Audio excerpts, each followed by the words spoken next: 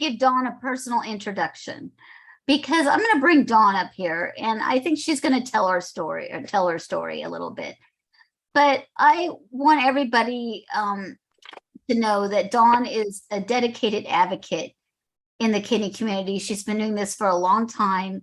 And, I've learned over the years, the more you know, the less you know. I mean, you learn something else and you're like, oh my God, I had no idea. And it really takes this long-term commitment of being engaged in the community, learning people's issues to be able to, do a great job because Dawn has been doing this for a very long time.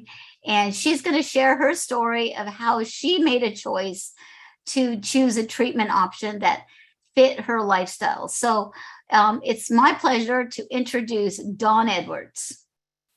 Good morning to our West Coasters and good afternoon to our East Coasters. Thank you so much, Lori, for that wonderful introduction. It's such a privilege to be able to share in Hope Week with all of you. And I just want to thank Lori personally for being so gracious and for inviting me to come and share with you all today. So I'm not going to take a whole lot of time. We're going to jump right in. And I'm going to share with you why I chose a treatment option. And I'm just going to tell you a little bit about myself. Again, my name's Dawn Edwards, and I'm from Queens, New York. And I serve on the board of directors for Home Dialyzers United. I am the co-chair of the Forum of ESRD Networks, Kidney Patient Advisory Council. Some people know it as the KPAC.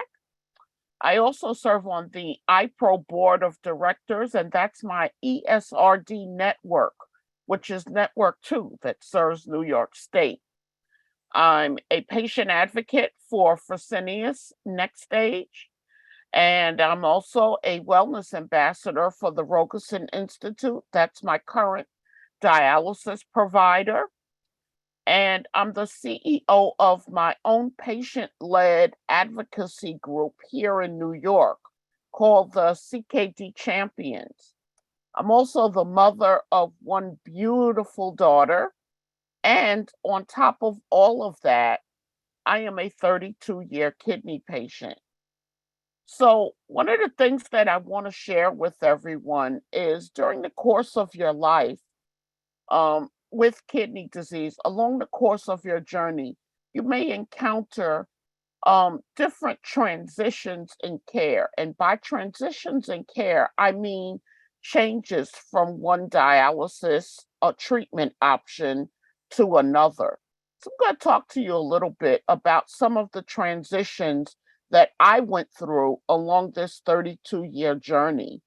And everybody's not going to make a transition. Some people may find the treatment option that they're satisfied with, and they may stay there their whole lives.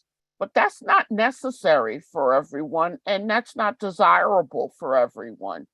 So I want to just inspire you all to be educated, to open your minds, and to think about some of the other options that are available to you. And if you're not necessarily happy with the treatment option that you've chosen, you can be brave and look into other options that might make you happy and give you the type of life that you want. So, just to tell you about those changes in care that I experienced, I spent 4 years on in-center hemodialysis. In addition to that, after those 4 years, I spent 10 years doing peritoneal dialysis. After that, I got called for my kidney transplant. That was a wonderful time. It lasted 6 years, but I had to be ready for another transition because after those 6 years, my transplant rejected and I was faced with going back on dialysis. And PD was no longer an option for me. And so I was introduced to home hemodialysis, which I've been doing successfully for the past 12 years. And now I'm currently on the wait list for my second transplant. So as you see, I've been through a lot of different things during this 32-year kidney journey of mine. And as you can see in my pictures, the first picture is when I was in training to learn how to do home hemodialysis.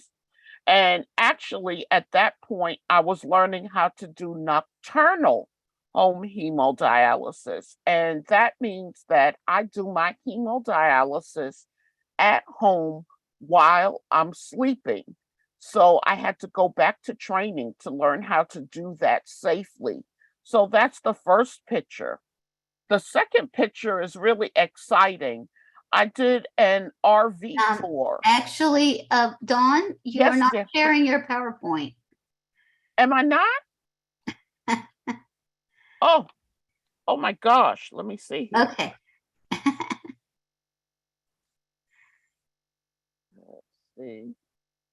There we go. Get you up there. Get your pretty pictures you created. Okay, let's see here.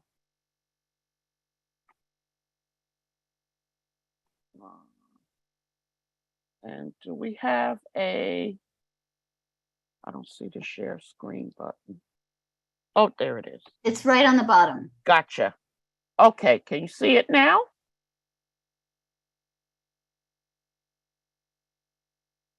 Can you see it now, Lori? Yes, we can see it now. Oh, okay, great. Okay, so let me see here. I'm so sorry, everyone. Let's try this again. Okay, here we go. So, as I was saying, my first picture is in my nocturnal home hemodialysis training. My second picture is really exciting because I did an RV tour recently where as I said, I work for Fresenius Next Stage, and I'm a home hemodialysis and a PD advocate. So I travel around the country sharing my experiences with patients. And there I am in the middle picture on the RV, actually doing my hemodialysis on the RV. And my last picture is a few years ago. I went to the convention down in South Florida and I took my dialysis machine with me and I'm doing my treatment on the road. So that was one of the things that was really important to me was to be able to travel to do my advocacy work and taking my dialysis machine along with me is one of the great things that I'm able to experience. Um, while I'm able to do my treatment, I'm also able to do my advocacy work. So that's a really exciting part of my life, something that's really near and dear to my heart. And being able to travel was really important to me. So you can actually see my setup here, and you can actually see what a home hemodialysis machine looks like if you've never seen one. So you might wonder, why did I go through so many treatment option changes during the course of my life? So one of the things that I noticed when I started doing hemodialysis was when I was diagnosed with kidney disease. I was 22 years old. I had a toddler at home and I was newly married, and I got diagnosed with kidney disease, and this was way back in 1992. So back then, there weren't as many options available for treatment as there are now. And so I was introduced to in-center hemodialysis as my first treatment option. And I did that for 3.5 years. And after those 3.5 years, my life literally started to fall apart. I felt bad after treatment all the time. I was experiencing a lot of hospitalizations. I wasn't able to eat the foods that I enjoyed. Uh, um, my marriage was falling apart because I wasn't feeling like myself anymore. So I wasn't feeling like being a wife even. And I even had to seek out help from my sister to take care of my daughter because I was so sick after my dialysis treatments. And in addition to all of that, I wasn't able to work anymore because I was feeling so poorly. So I went on disability. So after 4 years of doing in-center hemodialysis, I discovered that that was not a desirable treatment option for me. Um, I was looking for something more in my life. And fortunately enough for me, I had a good relationship with my care team, and another nephrologist introduced peritoneal dialysis to me. And once I started doing home therapies, my life literally opened up to the point where I was able to do some of the things, most of the things that I really wanted to do in life. I was able to get my daughter back. Unfortunately, I had gone on disability, so I wasn't able to go back to work. And in my 20s, that was something that I really wanted to do. I wanted to continue working. And on another thing that was unfortunate was that my marriage fell apart, and I was a single mom. So, for me, I needed my independence back. And also, I needed better outcomes. My in-center hemodialysis labs weren't good. And that's why I didn't feel good. So starting another treatment option was the best thing for me. Getting more frequent dialysis gave me those better labs that I needed. And as a result, I started to feel better.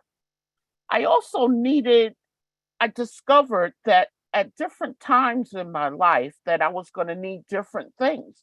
So like I said, after I did PD for 10 years, I got my kidney transplant. And my daughter was about 14 years old at that time.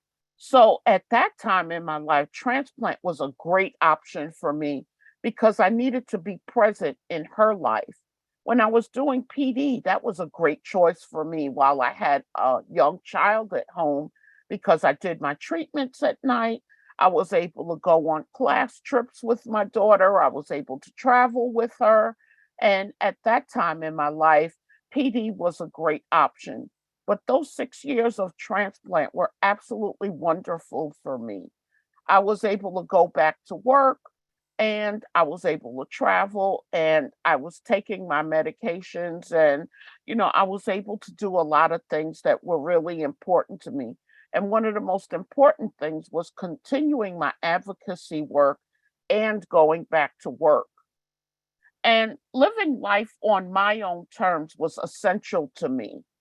uh, I wanted to get out there, and I wanted to live, and I wanted to do things that I just wasn't able to do on in-center hemodialysis. So when I chose those more frequent dialysis options like peritoneal dialysis and home hemodialysis, and ultimately nocturnal home hemodialysis, I was really able to blossom and reinvent myself and live my life on my own terms. Currently, I'm able to do my hemodialysis at night while I'm sleeping, and I'm able to get up and I'm able to go to work in the morning, work all day, and I'm able to do my advocacy work and travel. So, those are things that's really important to me now. I also needed to have more food choices in my diet. As I said, I'm a New Yorker, and one of the most important things in a New Yorker's diet is to be able to have a cold beer and a hot pizza once in a while. And while I was in center, my phosphorus levels were not desirable, and I wasn't able to have those things that I enjoy.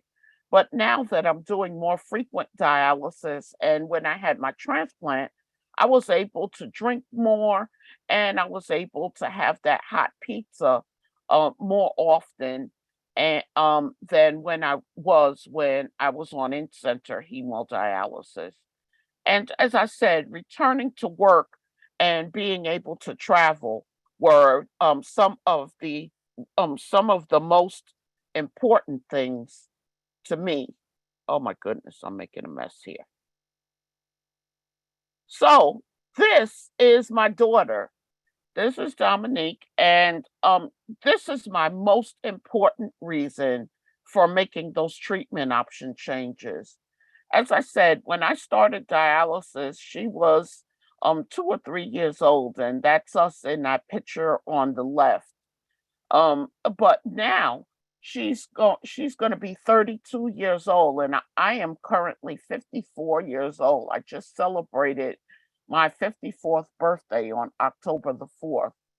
And fortunately for me, because I had great people on my care team, and because I had great nurses and my dietitian and staff members in my life that I could talk to about what was important to me, they were able to assist me in making those treatment option choices so that I could be healthy and so that I could be happy and I could do those things that were important to me.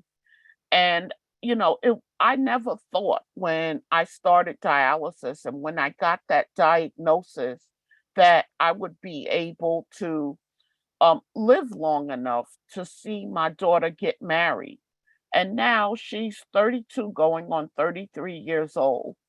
And 3 years ago, I was able to be present at her wedding. And I was so happy to be able to walk down that aisle and to see my beautiful daughter walk down the aisle and to be present in her life now that she's starting her marriage. And I'm able to give her that love and that support that she needs as a growing young woman.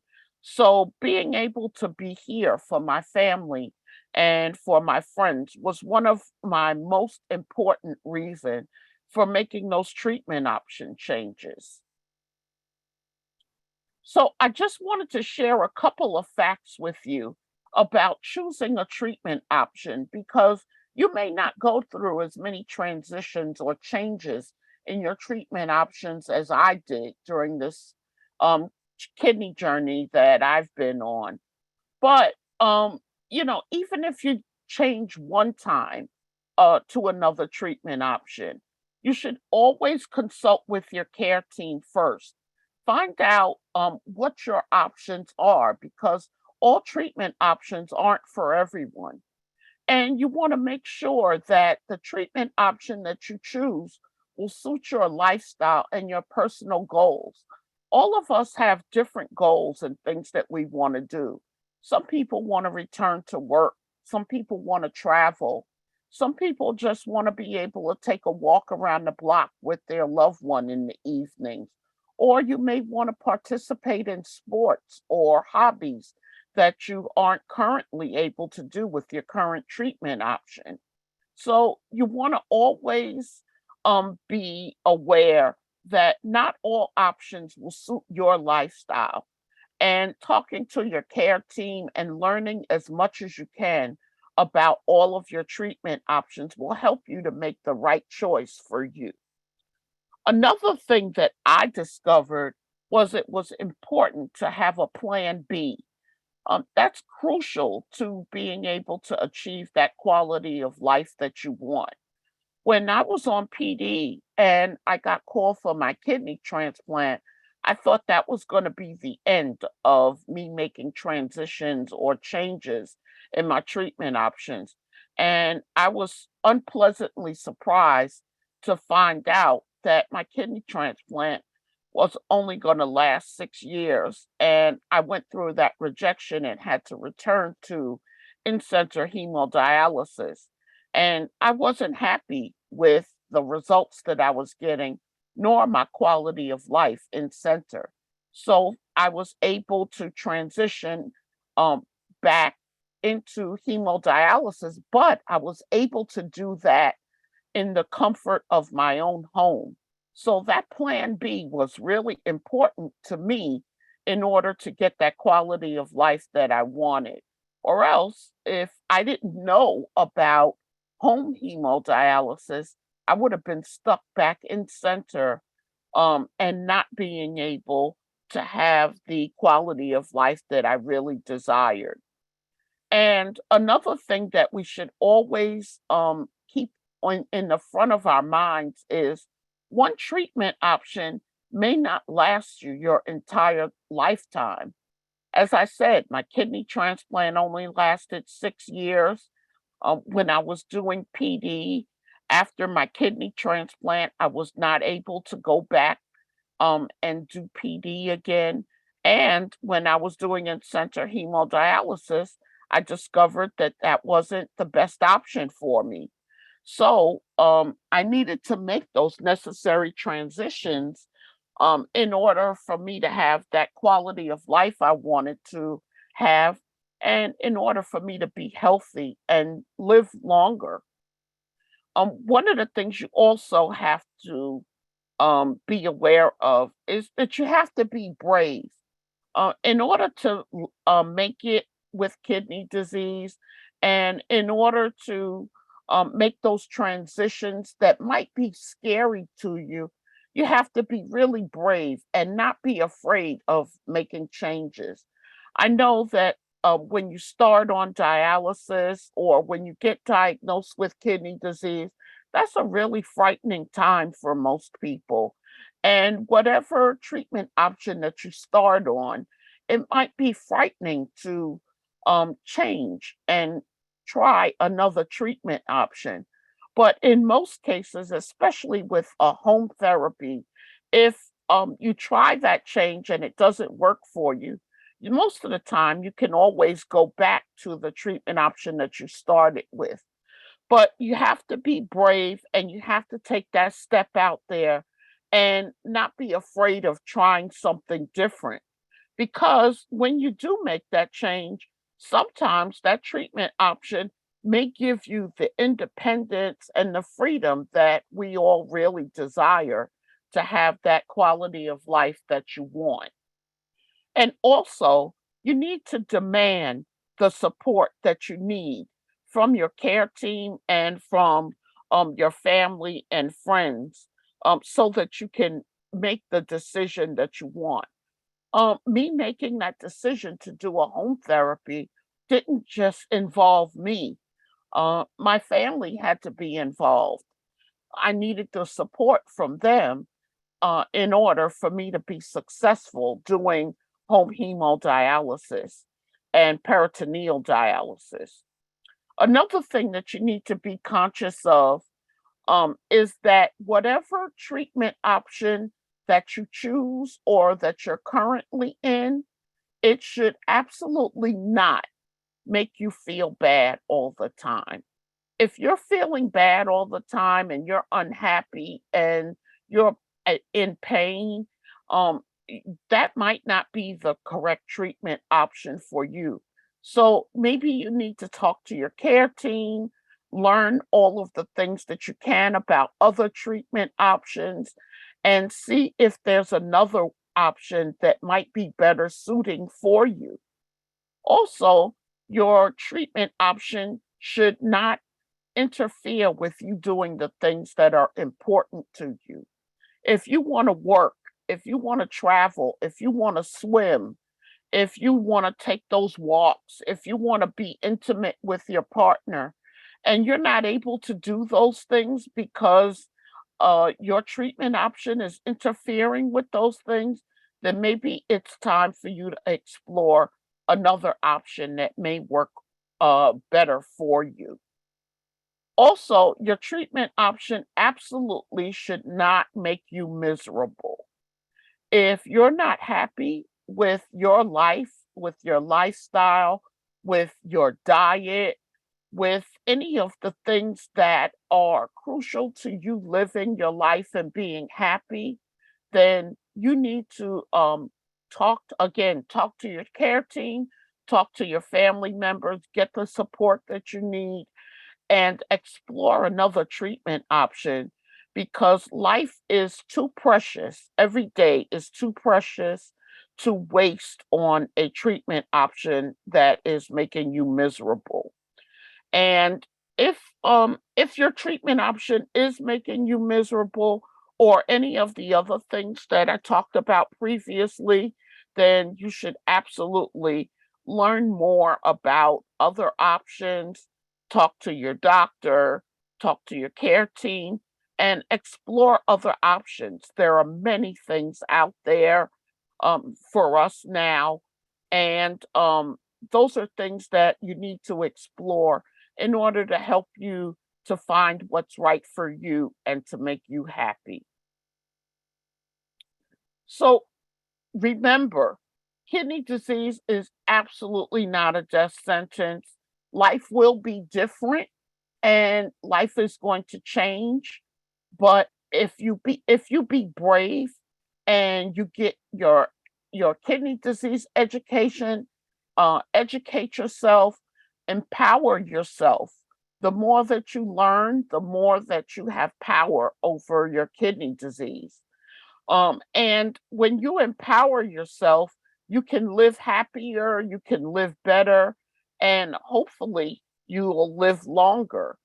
And as you can see, I enjoy myself a lot. That's on one of my trips.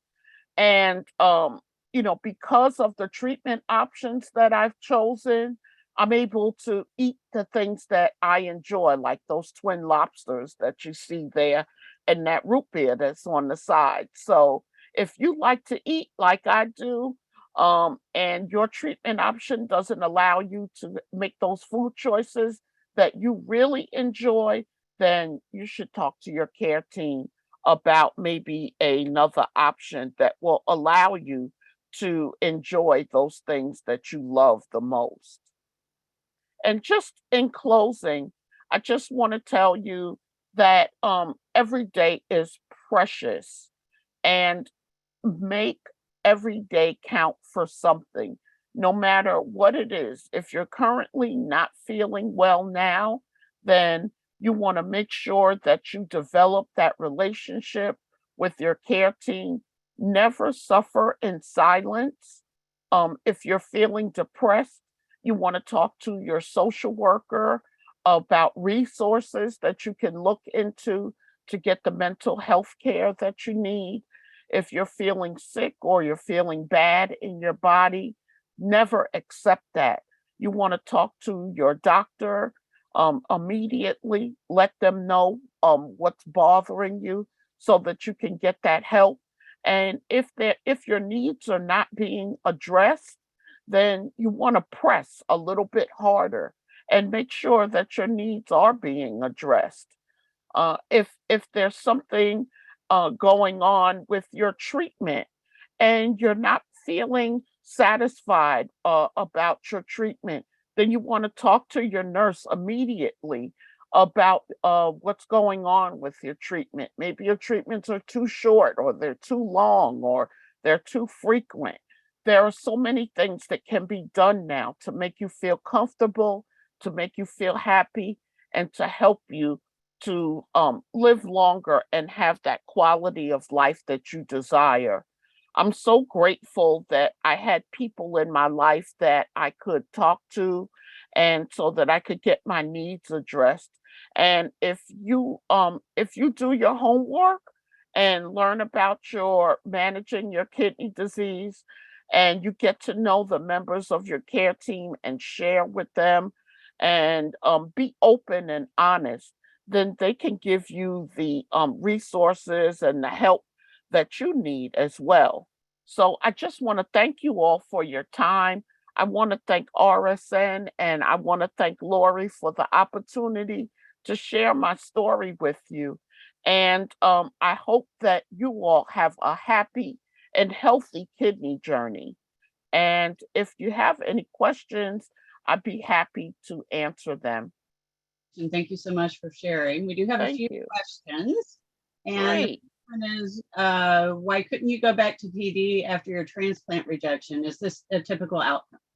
That's a great question. Some people after kidney transplant can go back to PD, but I had some underlying health conditions that caused some abdominal surgery. And after that abdominal surgery, I was no longer able to do PD. So that's not the case for most people that reject their kidney transplant. But in my case, because of that additional abdominal surgery, I wasn't able to go back to PD. So always remember, everybody is different. And, you should follow the advice of your physician and make sure that they check thoroughly because sometimes you can return to PD after your kidney transplant. Super, thank you. The next one is, how difficult was it for you to do home dialysis? Did you need extensive training and was it covered by insurance? That's another absolutely fantastic question. If your insurance covers your in-center hemodialysis, it covers your home therapy as well. You don't have to come out of your pocket with one dime for any type of home therapy. That includes peritoneal dialysis as well as home hemodialysis. And you get all of the supplies that you need as well. You get a scale, your blood pressure machine, all of the hand sanitizers and masks and everything that you need to do your dialysis treatment. They send it right to you at your house, and you don't have to come out of pocket for anything. So that's a great question. Thank you. Okay, we have a couple more and then one in the chat. So how do you travel with home dialysis? Is it portable? Absolutely. Both home dialysis therapies are portable. I currently use the Next Stage system, and that machine is completely portable. It is it's a 70-pound machine, so you may need a little bit of help in getting your machine ready to travel. But you get a rolling bag that you can put your machine in if you're going to travel by car or by bus or train. If you're going to fly, you get a hard case, which is FAA approved to go on the airplane.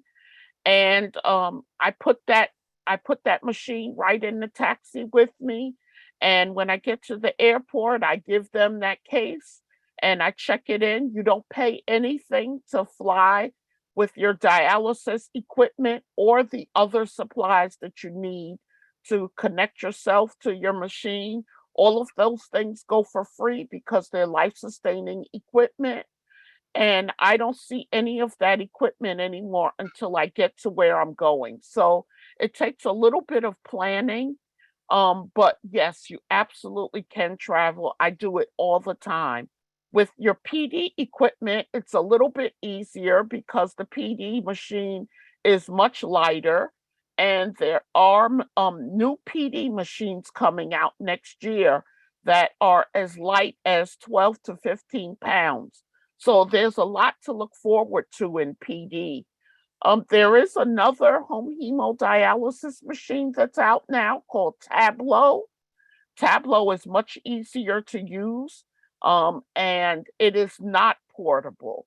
So you have to ask your care team for what machine is available and what machine best fits your lifestyle. So some people don't want to travel, but they want an easy hookup. So Tablo would be great for them. And if you want to travel, the Next Stage would be great for you for home hemodialysis. But thank you so much. What an inspirational person you are. We are Oh, so glad to have you. thank you so much, and everyone have a great day. And a shout out to our corporate mission partners for making this happen.